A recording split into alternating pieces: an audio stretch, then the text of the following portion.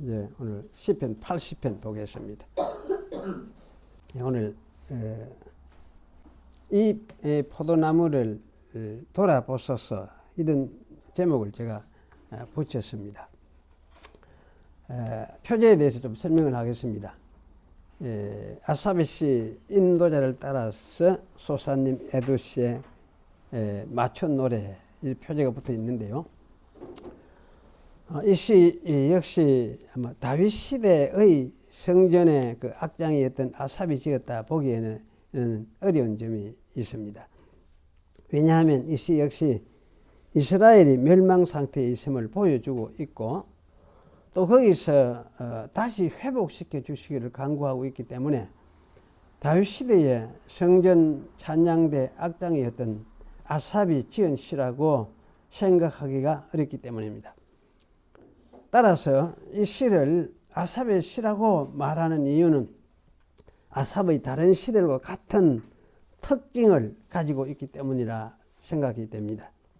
즉 이 시가 아삽이 가졌던 그 신학적인, 신학이 가면 좀 이상하지만은 계시적인 어떤 관점에 충실하기 때문에 아삽의 시로 분류된 것이 아닌가라는 추측을 저는 해봅니다.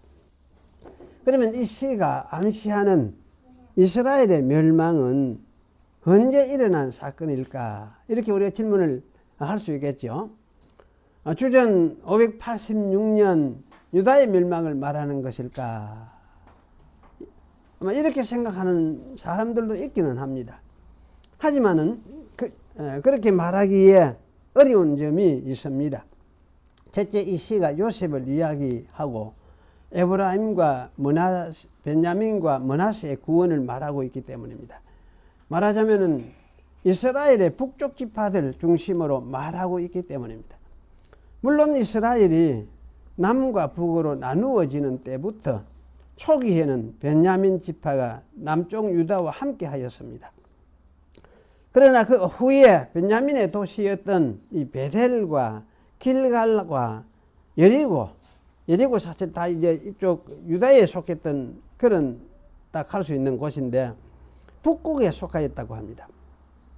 아마도 이 에브라임 지파가 강성해지자 이 베냐민의 도시들이 에브라임에 속하게 되었을 것입니다. 하여튼 이 시가 나올 당시에는 베냐민이 북쪽 에브라임과 함께 했었던 것이 틀림이 없습니다. 둘째, 이 시가 애굽에서 나와서 가나안 땅에 심겨진 포도나무는 이스라엘을 상징하는 말이거든요.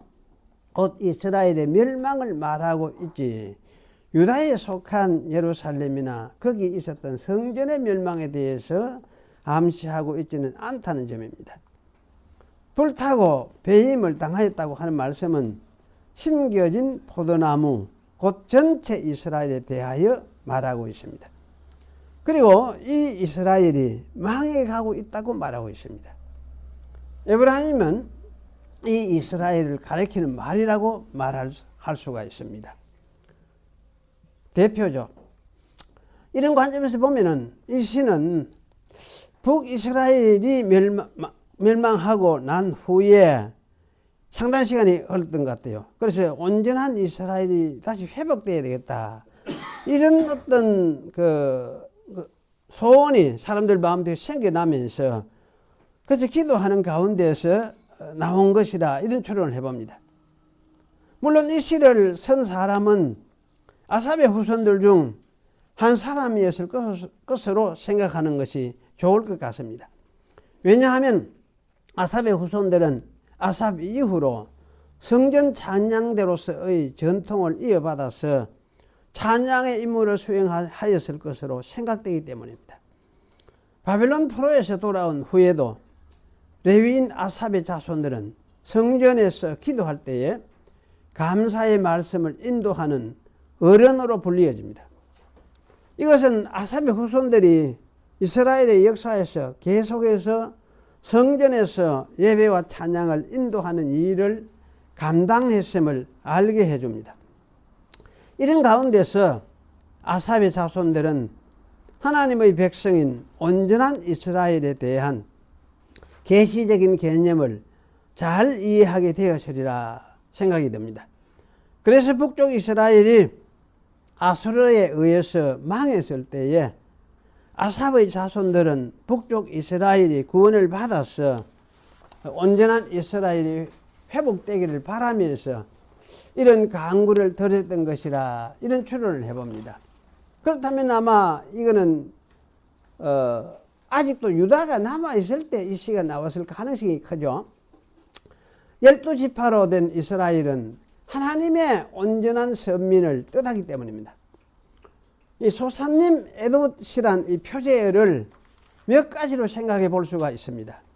첫째, 억지로 증거의 백합화들이라는 뜻을 가졌다고 좀 생각을 읽을 수가 있겠는데, 이렇게 보는 것이 맞다면은 이 증거의 백합화들은 참 이스라엘을 비유하고 있고 참 이스라엘에게 알맞는 그런 어떤 제목이다, 아마 이렇게 생각이 되어지기도 합니다. 하지만은 이렇게 해석하기에는 약간의 문법적인 문제가 있습니다. 둘째, 인도자를 따라서 이 노래를 맞추었다면은 이것은 아마 어떤 형식을 가진 곡조를 말하거나 혹은 악기를 가리키는 말이 아닐까 생각할 수 있겠습니다. 세 번째로 백합화들 곧 증거, 이렇게 읽을 수가 있을 것 같습니다. 이렇게 읽으면은 백합화들 곧 이스라엘 너희가 하나님을 증거하는 자이다, 이런 의미로 아마 해석을 할 수 있을 것 같아요. 아마 이렇게 읽으면은 문법적인 문제는 없는 것으로 생각이 됩니다. 어쨌든 이 표제는 이스라엘 백성을 일깨우는 제목이라는 생각이 됩니다. 왜냐하면 증거의 백합화라는 말은 산전수전 다 겪으면서도 살아남는 그 백합화, 곧 이스라엘을 비유하는 말로 여겨지기 때문입니다. 그래서 증거의 백합화 아니고 백합화 곧 증거, 이렇게 해도 사실은 같은 의미를 우리가 생각을 할 수가 있습니다. 70원역은 여기에 이제 완성을 향해서 변화될 사람을 위하여, 완성을 향해서, 이거는 하지만 지휘자를 따라서 이렇게 많이 번역이 되고 있는데요. 변화될 사람을 위하여, 아삽의 증거, 아수르 때문에 나온 시, 이런 긴 표제가 붙여져 있어요. 그래서 이걸 생각해 보면 이거는 아마 아수르가 망하지 않고 아직도 건재하고 있는 상황인데, 이런 상황 속에서 거의 그 북쪽 이스라엘이 망하고 난 후에 아마 이 시를 쓴 것 같다, 이런 생각을 하게 됩니다.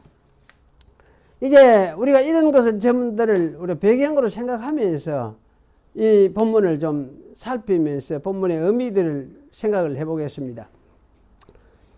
시인이 이스라엘의 하나님을 어떻게 이해하고 있는지를 보여주고 있습니다. 1절에 3절이 그렇습니다. 요셉을 양떼같이 인도하시는 이스라엘의 목자여 귀를 기울이소서라고 말하고 있습니다. 시인은 하나님을 목자로 이스라엘을 양떼로 인식하고 있습니다. 목자라는 말은 양떼를 이끌면서 돌보는 분을 뜻합니다. 창조주 하나님이 자기와 언약을 맺은 이스라엘을 양을 돌보듯이 돌보시고 인도하시는 것을 보여주는 말입니다. 이 아삽의 시들에서는 이런 관계에 대한 표현들이 거듭 나오는 것을 볼 수 있습니다. 우리가 시편 79편 13절에도 우리는 주의 백성이요 주의 목장의 양이니라고 했습니다. 이런 분이 다윗을 택하여 자기 백성인 이스라엘을 기르게 하셨더니 다윗이 이스라엘 백성을 마음의 완전함으로 기르고 지도하였다, 이렇게 말을 했습니다. 결국 다윗이 이스라엘 백성을 지도한 것은 하나님이 목자이심을 잘 알았기 때문에 다윗 자신도 목자이신 하나님이 하듯이 이스라엘을 이끌며 돌아보았다고 말하고 있는 셈입니다. 하나님이 목자같이 이스라엘을 인도하셨음을 시인은 말하고 있습니다.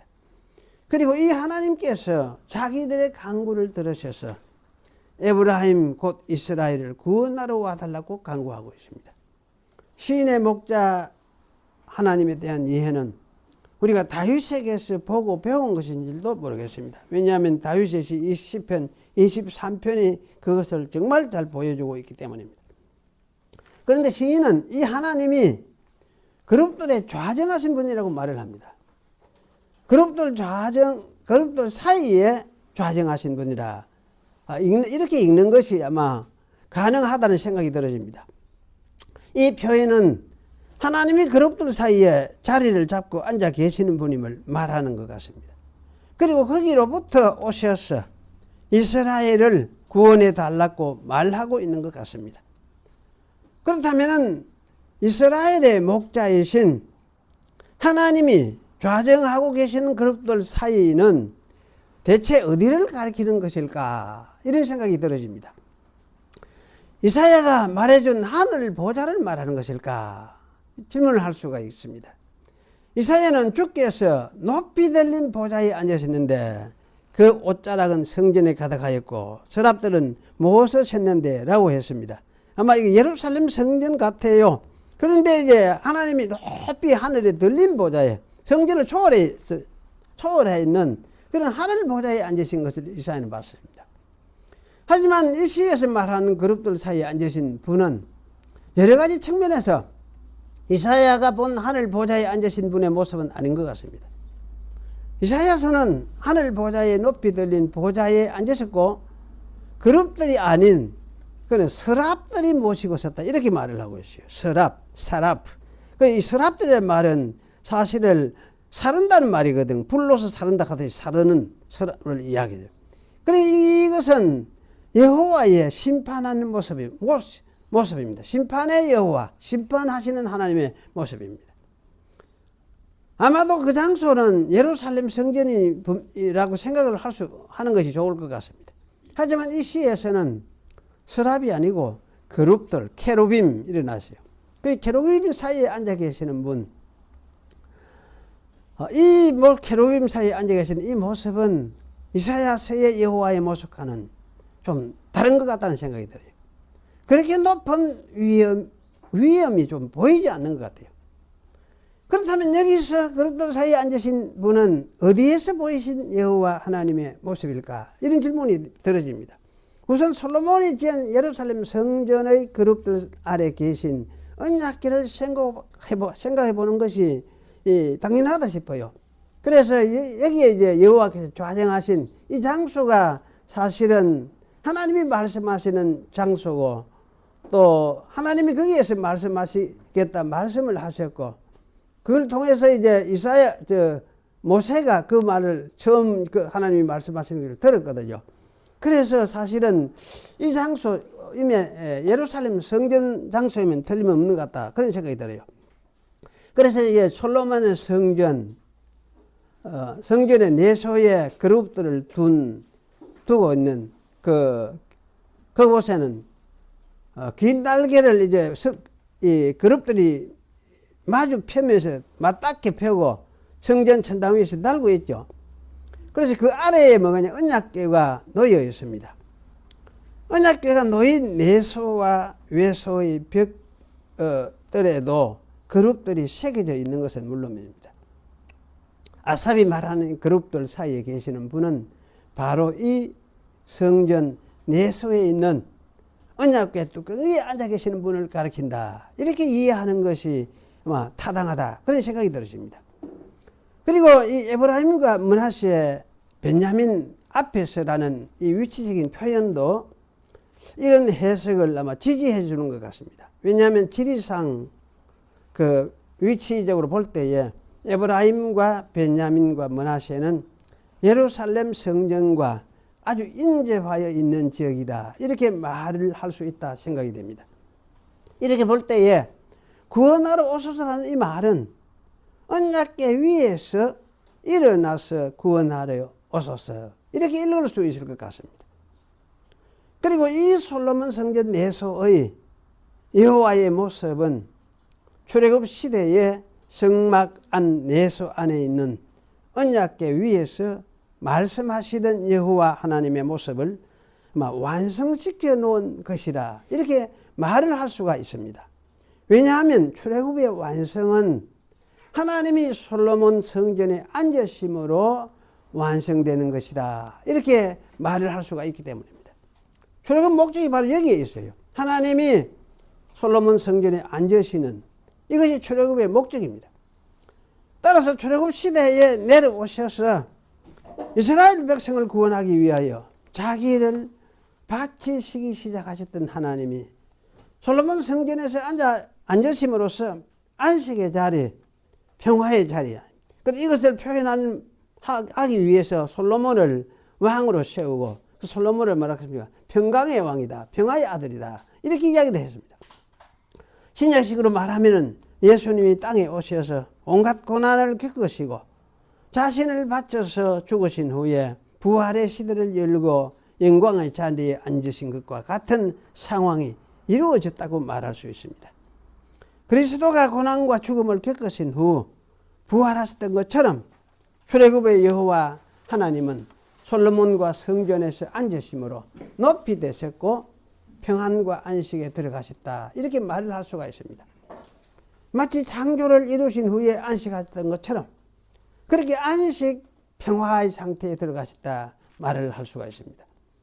이런 생각을 할 때에 안식과 평화는 하나님이 낮아지셔서 대속의 고난을 겪으셨던 것을 전제하고 있는 것이라 이렇게 말을 할 수 있습니다. 따라서 솔로몬 성전의 그룹들 가운데 앉으신 여호와 하나님은 이스라엘을 구속하기 위하여 말할 수 없는 고난을 겪으신 후 안식하시는 자리에 앉으신 하나님을 뜻한다. 이렇게 말하는 것은 타당하다. 그런 생각이 들어집니다. 저는 여기서 이 그룹 가운데 앉아 계시는 이스라엘의 목자이신 하나님은 바로 이런 하나님을 의미한다고 생각을 합니다. 이스라엘을 구속하기 위하여 자기를 바치면서 이스라엘을 인도하여 오셨던 하나님을 뜻하는 것이라 생각합니다. 그룹들 사이에 좌정하신 분은 이런 여호와 하나님을 말씀하고 있습니다. 아삽의 자손들은 이렇게 자신을 바쳐서 이스라엘의 구속을 이루신 하나님을 상기하고 있는 것이 틀림이 없습니다. 그리고 이러한 하나님께 다시금 구원을 요청하고 있습니다. 자신들이 이 하나님을 배반하였기에 북쪽의 이스라엘이 사라져버리게 된 상황이 되었던 것입니다. 그래서 이런 상황에서 구원하러 오소서라는 말은 다시금 희생하시는 하나님으로 오셔서 이스라엘을 구원해 주소서라는 강구로 이해하는 것이 타당하다고 생각됩니다. 바로 이런 것이 여기서 아삽 자손 시인이 기도하는 이스라엘의 구원입니다. 그리고 이런 구원을 빛을 비추소서라는 말로 바꾸어서 강구하고 있습니다. 구원을 이루는 일을 실행하시는 것, 이것이 빛을 비추는 것이다. 이렇게 말을 할 수가 있습니다. 이 지점에서 또 하나 우리가 기억할 것은 하나님이 빛을 비춘다는 이 말은 우리가 혼돈하지 않는 것이 중요합니다. 이 말을 잘 이해를 해야 됩니다. 빛을 비춘다는 이 말은 뒤집어 말하면 당시의 이스라엘이 다시금 죄에 빠져서 안식과 평화를 잃어버렸다는 뜻입니다. 때문에 또 고통의 상태, 곧 어둠의 상태에 빠져 있었다는 뜻입니다. 죄에 빠져서 그 결과로 인한 언약적 저주의 상태에 처하여 있다는 뜻입니다. 이런 상태를 어두움에 처하였다고 표현을 하는 것이 성경입니다. 그리고 이런 상태에서 회복되는 것을 하나님의 얼굴의 빛을 받는 것이라고 말하고 있습니다. 여호와 하나님의 희생으로 주어지는 이 은총의 빛, 자비의 빛을 받는 것이라고 말할 수 있습니다. 구원을 베푸시는 하나님의 자비로운 사역을 은유적으로 표현한 말들이라고 생각할 수가 있습니다. 우리는 이런 표현을 접할 때에 하나님을 사실 영지주의식으로 생각하지 않도록 해야 할 것입니다. 영지주의가 말하는 하나님은 빛이시다는 식의 신관에 속지 않도록 해야 할 것입니다. 물론 성경도 하나님은 가까이 가지 못할 빛 가운데 거주하신다고 말하기도 합니다. 하지만 성경에서 많은 경우에 하나님을 빛이시라고 말할 때에는 하나님의 본성을 말하기보다 죄 곧 어두움에 빠져있는 이 세상에서 자기 백성을 구원하시는 하나님의 사역을 빛의 빛이어서 말하고 있다는 점을 잘 이해해야 할 필요가 있습니다. 요한복음에 우리가 이런 데 많이 나와 있죠. 다시 말해 하나님이 낮아지셔서 자기를 헌신하심으로써 하나님의 백성에게 구원이 이루어지는 것을 어둠에서 빛을 비추는 것이다 라고 이해하는 것 참 중요합니다. 이런 이해가 없으면은 이게 무슨 말인지 성경이 읽을 때 굉장히 막연해져요. 하나님의 고난받으심 없이 주어지는 구원이라는 것은 성경이 말하는 구원은 아닙니다. 인간이 그냥 빛을 만났다, 보았다, 이런 이야기 듣죠. 어떤 책들 들으면은 이런 이야기를 종종 합니다. 깨달았다, 이렇게 이야기를 합니다. 그러나 그것은, 그렇다고 해서 구원이 주어진다, 그런 뜻은 아니거든요. 그래서 이런 관점은 다 영지주의인 관점의 구원관일 가능성이 많습니다. 영지주의는 이것을 추구하는 것이 영지주의였어요. 그리고 잘못된 구원관은 잘못된 신관으로부터 야기되는 것이라고 말을 할 수가 있습니다. 우리가 이런 기능적인 표현으로 이해하지 못하고 하나님의 본성에 대한 표현으로 혼돈하면은 하나님이 캄캄한 데 계신다는 말을 이해하기 어려워집니다. 대체 빛이신 하나님이 어떻게 캄캄한 데 계신다는 말인가? 이게 이해하기 어려워지죠. 사실 하나님이 캄캄한 데 계신다는 것은 지성소 언약궤 위에 계신다는 말과 같습니다. 또 그 지성소 위는 죄를 극복하기 위해서 대속의 죽음이 있는 어두운 것입니다. 그 지성소 위의 장소는 죽음의 장소입니다. 무덤 속을 의미합니다. 그러므로 거기서 하나님이 구원하러 오신다는 말은 다시금 자기 백성의 죄를 지시기 위해서 대속자 하나님이 되어 달라는 말과 같습니다. 이런 맥락에서 아삽 자손 시인은 주의 능력을 나타내사 우리를 구원하러 오소서, 주의 얼굴빛을 비추사 우리가 구원을 얻게 하소서라고 기도하고 있다고 생각이 됩니다.